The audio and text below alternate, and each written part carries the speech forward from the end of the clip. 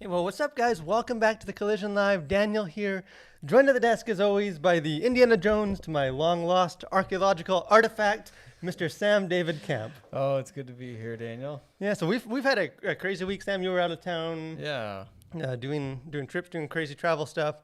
I was running down a half marathon down the side of a mountain I on know. Sunday. So it's amazing you could even make it into the studio. Yeah, so I literally cannot walk, but I can talk about pop culture as we do every week here, Tuesday Absolutely. at noon on the Collision Live. Kind of just break down what's going on in pop culture, take kind of a biblical Christian perspective on how can we engage, what can we learn about our culture, and just sort of be aware of the cultural conversations going on. And for the most part, this was kind of a slower week. We didn't miss a whole lot. Kind of the biggie that happened this week, the Oscars. Again, if you look at, we'll get into some of the ratings, maybe not as big of a biggie as it used to be. Favorite night of the year. Yeah. Then you would be in the minority if you were checking that out. But the Oscars, again, we have a history of making fun of award shows on our Collision Live. It just seems like every week there's some new, they're awarding celebrities for something. But the Oscars really is and kind of has been, the big daddy of all these award shows. It's still the one that carries the most weight, kind of has the most hype, and kind of, I think, the most cultural relevance. Though the weight has diminished. Yeah, maybe not as much cultural relevance. So we'll get into that. And then also, kind of touching on this sort of art and politics, not necessarily like high art museum art, but just movies and kind of what is the relation between the two, and kind of as Christians, how do we navigate that? And it seems like politics is kind of more and more become kind of front and center of just our entertainment shows, movies, the award stages at some of these, the Oscars. So we'll get into that. But again, the Oscars, so that's happened on Sunday. Kind of the big awards, awarding the best in movies for the last year. There was less to award with COVID. A lot of movies Naturally. that would maybe be in the running, because of COVID, a lot of delays, pushed back. So again, we have a lot coming. It's going to be a crowded award season coming up. But so the 93rd Oscars. So why don't we sort of get into it? There's several different, I think, important things kind of as Christians to note or be aware of with this. Again, the Oscars it touches on a lot of kind of cultural issues. But what are your sort of general thoughts on the Oscars that happened? Maybe some of the big takeaways. Yeah. So I mean, as you mentioned, we've sort of snubbed most award shows. But yeah, with the Oscars, I think still holding some relevance in today's culture. I think one of the big takeaways was it Chloe Zhao? Sorry, we're probably both pronouncing it wrong. The director of Nomadland, winning director, best director, is only the second woman maybe ever. Yeah, and here's again, we can we'll touch on a bunch of different stuff with this, but again, because that was one of my takeaways too. I think it is a significant accomplishment, and I know we can get into the weeds as far as sort of why is this the case, and it's never as simple explanations as soon as the general conversation makes it out to be. Yeah. But here's this, as I was kind of looking into some of the data, why is that significant? Only the second woman to ever win Best Picture in 93 years of the awards. Here's just some kind of raw data that I had got. Since the start, there's been 449 Best Director nominations. Only 5 have been women. And then again, just 2 of those have won. And just even if you kind of just go into like the behind the scenes of the industry, this was a study that was done just over the last couple of years. It said the majority of films, 67%, employed between 0 women to 4 in the top behind the scenes roles. So that's like directors, a writer, editor. In contrast, more than 70% of the top films employed 10 or more men as directors, writers, and other top positions. And then again, women accounted for 16% of directors working on the top 100 films in 2020, which was up from 12% in 2019 and 4% in 2018. And again, we could do a whole show kind of on breaking down some of that. But again, it's rare. It's only happened twice and almost coming up on 100 years of the Academy Awards. And I think it is significant. Again, why is that? I think there's a bunch of different reasons that could be. There's a million different reasons why that could be, but I think it's worth celebrating when it is the case. Like when a woman does win, Best Director. I think it's a um, very significant thing, and yeah, I think it's great, and I think it's a I haven't seen Nomadland, but I think Monty wrote a review for Yeah, us we have a on the review on the Collision. collision.org. Check that out. Yeah, and I mean, it seemed like one of those films that I would be interested in watching. And again, it's going to be one of those. It's the not for everybody kind of movies. It's probably slower and more plotting, but tackles I think a really interesting issue. And so yeah, I mean, props to her and the whole crew there and everybody who made that Yeah, and movie again, possible. I think that's awesome. she's lined up to direct one of the upcoming MCU films, The Eternals. So she's not just some nobody. She's she was given this big project before she was the Best Director nominee. But yeah, I think sometimes there's so much of the kind of the identity politics as Christians that we see kind of a cultural moment like this, and the tendency is to like try and push back or well, what about, or the reasoning is, and I think sometimes it's as Christians we should just sort of step back and say, hey, that's awesome that happened. There's obviously for whatever reason been a lack of women kind of getting these recognitions. So I think we can praise that. Another standout for me, Harrison Ford presented one of the awards, and again, besides just being the great Harrison Ford, he is in many ways my spirit animal. Oh, yeah. He's not out there making the interview circuits very often. He just sort of shows up now and then at these awards or has to present, and you can always tell he clearly does not want to be there. He does not want to. He's doing it kind of out of some duty. I'm sure they're paying him a lot of money for his 30-second speech, and he kind of grumpy old man mumbles his way through it, and then he flies his private plane home. Back to Montana or wherever. Yeah, but again, that's always whenever he shows up. Well, and I would say sort of maybe the more broad sort of take on the Oscars. I feel like it's sort of made for people like Harrison Ford. Like, I don't think he has any social media presence, and so I think part of the reason, and we've talked about this before, is sort of the reason I think why the Oscars have less weight now is because it used to be this is where you'd kind of hear directly from a lot of your favorite actors and directors, and it was just kind of this special thing. Well, now they all have Twitter, and you can hear them rant about whatever it is their soapbox is. And so it's not as special of a thing, but I think a guy like Harrison Ford shows up, and I think because he's not just out, blabbing away throughout the week and throughout the year, that I think people appreciate that about him. Yeah, he is such an icon, and again, he's not forced down your throat. Again, I don't, probably agree with most of his politics whenever he does share his opinion, but you don't get it that often. So it's like, hey, he's Harrison Ford. Just let him know. But again, it's, as far as sort of what the Oscars are for, it's kind of maybe a segue into one of the big stories coming out of it. Kind of apart from just the films and kind of, again, Soul won Best Animated Film.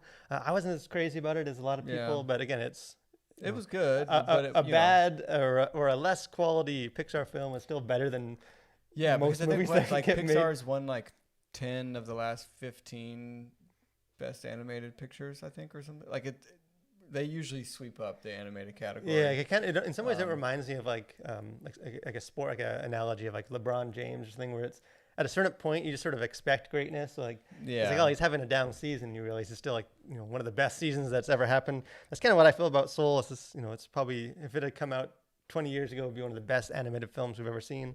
But we're just so used to it by then. But as far as just the ceremony itself, as far as ratings go, viewership, this is a complete and utter train wreck.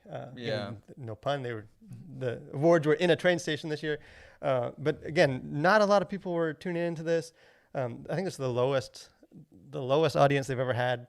I think the final total is just under 10 million viewers, which again, by contrast, in 2014, they had over 43 million viewers. Kind of the target demographic, 18 to 49-year-olds, was down 64.2% from just last year. So these, again, award shows in general are just falling off a cliff, and the Oscars fell off hard. Why is that? What is there? Yeah, well, I'm sure it's a whole host of issues, but I think obviously for one, it's streaming platforms now. I mean, like Netflix is usually mopping up award programs and winning all kinds of stuff, and just sort of dominating the streaming wars most of the time. And so I think a lot of people just don't have, network television, or if they do, they don't care about it that much. And so like they're just not tuning in to Yeah, because watch it in the first place. Because So that is the go-to answer for a lot of people is, well, it's just because people are tired of all the politics, and that is a valid. Yeah, We'll get into that in just a second.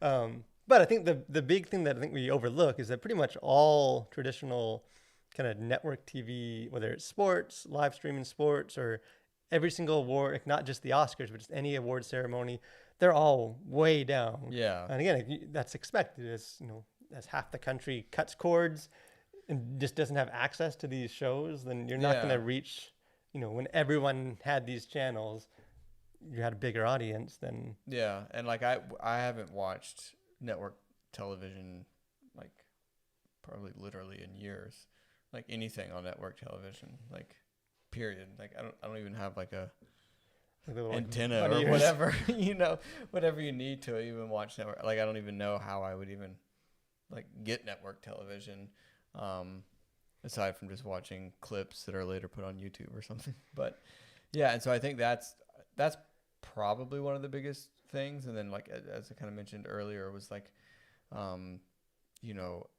it's not as big of a deal just because you're hearing from these celebrities all the time now, and so it's sort of like, so who cares about what they have to say? And typically what they have to say is pretty cringy and sort of hypocritical. And so there's sort of this disdain, I feel like, that's happening right now for sort of Hollywood and political elites that are just sort of like preaching down to everybody as they like, slough off in their jets and limousines back to their gated mansions as they tell everyone and how they ought to live their life. Especially like with everything that's been going on, just in our culture right now. I think the appetite for sort of hearing these kind of this parade of sermons by the rich and famous, even if you agree with their politics that they're preaching, I think it's just less. And again, Shelley comments on YouTube says, I honestly didn't even know the Oscars was even happening until after it happened.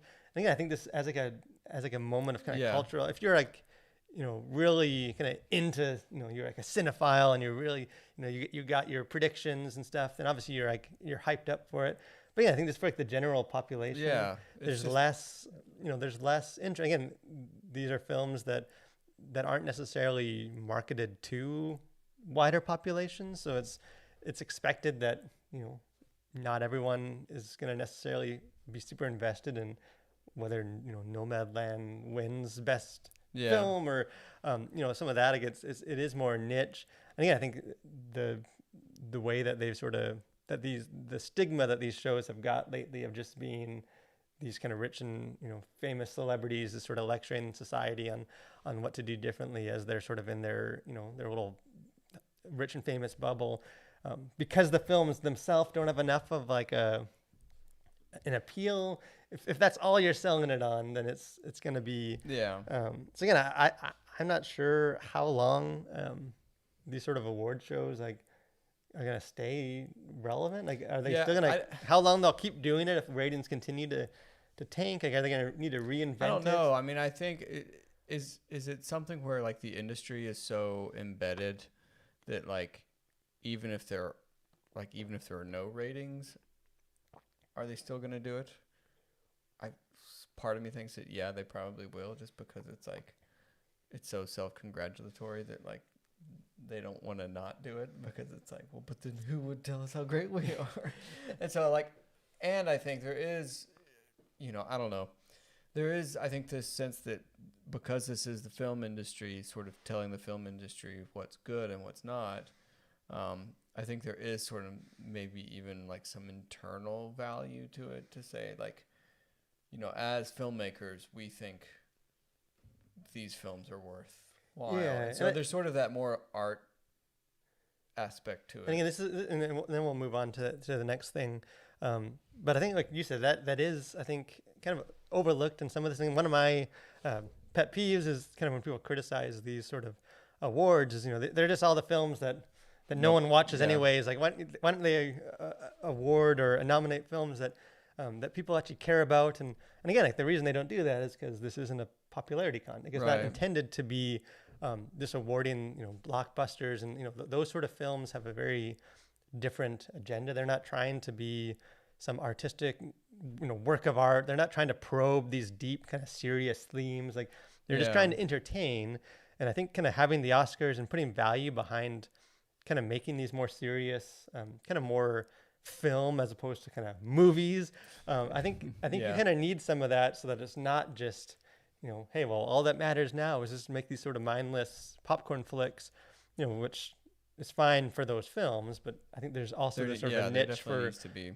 film can be more than just sort of entertainment, and that's why I think even if people the ratings if the awards aren't as big of a deal as they used to be, I think there is still value in For sure. celebrating people that are doing it a little more kind of artistic, kind of exploring things that don't necessarily get all the flash and the kind of the spectacle, and, Yeah. and somewhat related to, again, politics obviously in the award ceremonies has been a factor. People are tuning that out, and I thought that would just sort of be a segue for us to talk about that issue as well. Obviously we won't get super into the weeds with it, but again, this came up for a couple of reasons this week. One was the Oscars and people blaming the failure on politics. Another one, there was a viral article that was going around. A guy wrote, I think, in an Orlando newspaper, complaining about Disneyland. Disneyland had just made some new regulations. They're changing some of the rides, and not everyone apparently is happy about that.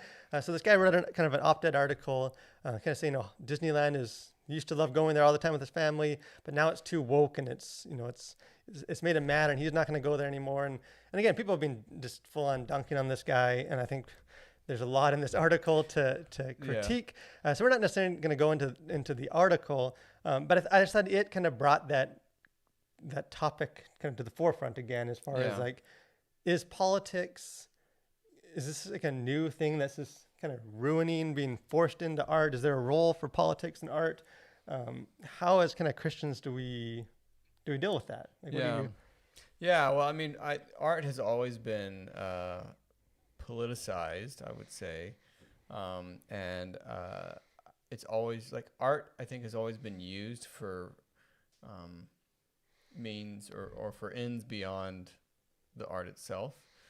And so it is difficult. I mean, you can look throughout the ages that art has been used in political ways, and so that's not new, and I don't think that's ever necessarily going to change. But I think to say that all art is political is certainly, I think, misses the mark of art. And it's funny. I'm reading this book, and I think you are too. And it was just mentioning some of this stuff, and just how I think it was Percy Shelley, Mary Shelley's husband, the author of Frankenstein, was just talking about how like he saw basically all of his poetry as political, and like that was sort of his basis. But he would say that it was important that it actually be artistic and like good before even just making the message. So it's like if all you have is some political message, then just say your political message. But like if you're gonna make it into art, like at least make it good art, in being able to state your political message. And so I think art has been used, and I think it most effectively is when it's actually good, that can also then be used for political purposes. But I don't think it, I don't think it's always the case that art has to be. Yeah, and you can even say like the church has used it. Like some of the greatest works of art were commissioned by the church to sort of promote. Yeah, very themes of whether of it's church. politics or not, but very agenda Driven. And again, that's like you said, that's always been the case with art. There's always been. It's never just purely being entertainment, and even our culture is probably more than even kind of historically, where art has just been kind of more entertaining and not as tied to kind of the current cultural issues and stuff going on. But again, I think maybe this is, I get two soapbox pet peeves for the episode, but kind of that whole idea of all art is political. It's just one of those like the slogans that gets thrown around that I think kind of misses the kind of misses the truth of it. And again, Lin-Manuel Miranda is one of the most talented guys working in Hollywood. Again, he's famous for Hamilton. He's also wrote the music for Moana. He's doing he has a new movie, a musical coming out in the Heights. I know it's postponed. I'm not sure when the new release date is, but he had an article recently in the Atlantic, and again his article that he wrote begins with "all art is political," and then his closing statement is "it's all political." That's kind of, and everything in between is sort of his making the case that art and politics are intertwined. Stop complaining about political art. That's what art's for. And I think it misses the point that like you were saying, like art has always been used politically, but that's different than saying all art is political. Which is absolutely ridiculous. I think like there's just no way that all art is political. I think you could perhaps politicize all art if you wanted to. Yeah, to say that it's all done in the name of politics is if everything, if every work of art, again, whenever we say art, we just mean not just high art, just movies and stuff. If everything you kind of consume or watch or read, if you only see politics in it, then I think like the issue is you. Yeah. I was gonna say. It's not necessarily. But again, I think on the flip side, like it is becoming more common. It seems to kind of use it in more of a propaganda sense, as far as like we're preaching a message. It's not just sort of touching on themes. Yeah, and I think it can almost even be used as a crutch, sort of, or like a scapegoat to like. So if you put out this politically charged piece of art and people disagree with it and criticize it, and you're like, oh, hey, you're just like criticizing my art, and so I feel like you can almost use it as like a fallback. So couch your political stance in art, and you kind of have like an escape clause if things get too hot for your political stance, whatever it might be. Yeah, so it's definitely being, again, it definitely is used in a political sense. I guess the question for us is just like, what do you do with that? Like, is it, should we make our artistic, what we're watching or engaging with, like, based on that? Like, does it matter necessarily what like now we have kind of open access to the political ideologies and beliefs of all these directors and actors? Like, does it matter then? Like, are we, is a ticket for this movie made by this very kind of opposing party political director, like, is that a vote for their politics? Like, how do we? Yeah, well, no, I don't think it is. And I think, again, it kind of just goes back to, is it a good, whatever it is? Like, is it a good movie? Like is it a good film? Is it good music? Like, I think that should be the first sort of test, if you will.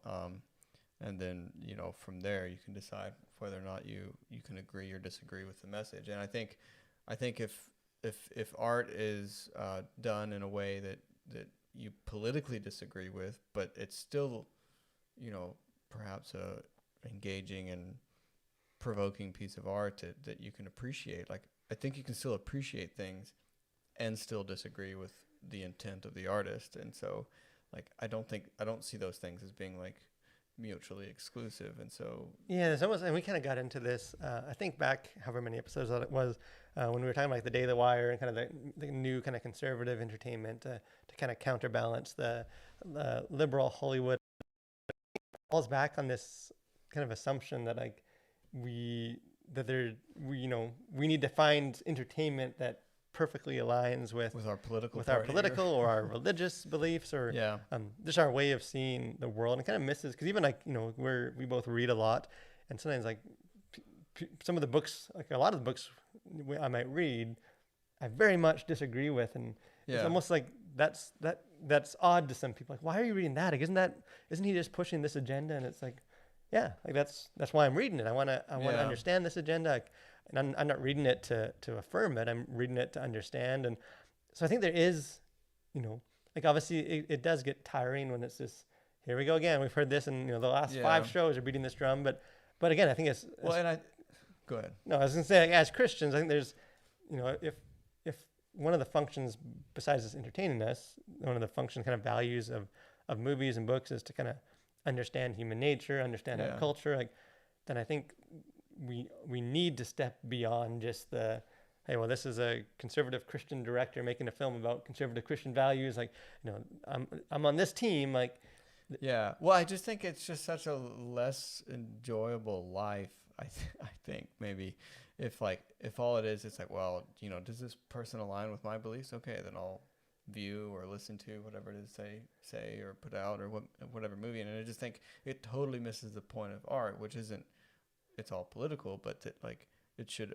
open you up and form your opinions and help shape your experience in life, because movies and books and music are all ways that you can sort of vicariously experience someone else's experience that you could maybe never otherwise have. And so to just sort of pigeonhole yourself into one sort of ideological artistic consumption would just, I feel like, completely miss the point of art, more broadly speaking.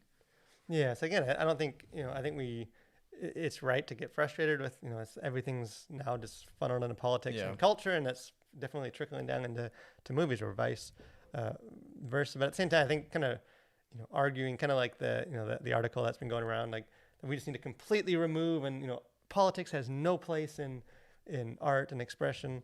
I think that kind of either one of those extremes, I think as a Christian is kind of missing the point. I think, if we're looking at human nature, politics is a part of that. So there should be political messaging or just topics and themes explored through art. Again, it's up to us kind of as Christians and how you engage that beyond just sort of ending the conversation. This week at The Collision, again, encourage you guys to check out. We'll have a new article coming later this week. Monty wrote one on he was reading through Corey ten Boom's The Hiding Place, kind of the classic novel, and just as he was reading that, came across a bunch of relevant themes for the church today and kind of some of that message. So he explores some of that. Awesome. And again, it is, Oscars just happened. We have, again, Monty wrote a review of Nomadland, who's this won the best picture. And then Dante wrote Minyare. Is that how you? Again, one of the actresses in that one, Best Supporting Actress, that was nominated for Best Film, kind of wrote an exploration of the Christian themes in that. So check out our website, thecollision.org. If you're kind of curious, these movies are obviously in the news right now. So check out some of those thoughts by some great kind of Christian thinkers on thecollision.org. But cultural observations. Anything else going on that you noticed? Yeah, well, I did just see something cross my feed earlier. Was that some first looks at a new Chris Pratt movie that involves aliens, the end of the world, and time travel? Sign me up. So there's that. And that's coming to Amazon. So again, that should be fun. Yeah, and Chris Pratt, he's the man. He can do no wrong unless you're a liberal in Hollywood and you want to cancel. Unless he does wrong. In which case. Unless he does. Speaking of aliens, yesterday was officially Alien Day. Not a big hyped event. It was sort of the equivalent, the kind of Ridley Scott Alien equivalent of May the 4th. The dates tied into the lore of the movies and the planet. Not as maybe mainstream of a celebration, but kind of take the opportunity to remind everyone that the original Alien is a complete masterpiece and one of the top 10 movies ever made. If you don't like scary movies, maybe don't check it out, but definitely worth seeing. Kind of the last thing I noticed is, I think maybe it was a couple of days ago, Avengers Endgame is the 2-year anniversary of it, which is crazy. I know that seeing that movie opening night in theaters was such like a crazy experience. Stressful because I got the show time wrong on the ticket, and my wife and I had to drive faster than we were supposed to get to the theater in time and miss the opening credits. But again, it's maybe at a later episode we'll get into it, but in a lot of ways, like that, to me, that's like kind of the last great movie that is being released. Like the last like 5 years, like I don't know if there's any kind of timeless classics that have come out. I think we're in a bit of a rut, but Endgame is such a like it's such like a cultural moment, like that I think even in the future that will be a film that people talk about. Yeah, well, and we can only hope that Dune will live up to the hype. Yeah, I keep and hopefully get released. Dune will definitely end, or hoping it will, end the slump and And kind speaking of other planets, I did see this happened like a week or so ago that the first ever flight took place on the planet Mars. There was like a helicopter that was attached to Perseverance, which is the rover that's on Mars right now, and it had their Wright brothers moment on Mars. So it was the first like aerial flight off of Mars. So that was cool. It was like only 10 seconds, but more to come. but we are living in the future. Exactly. But hey, speaking of the future, we hope you guys will join us in the future next Tuesday at 12. I encourage you guys to join us each week and kind of break down.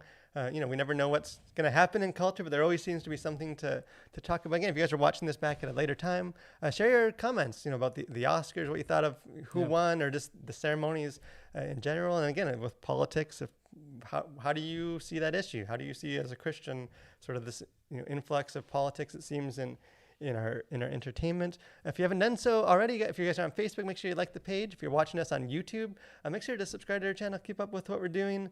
But stay safe, guys. Get outside, enjoy the summer weather, and continue to collide with your world for Christ.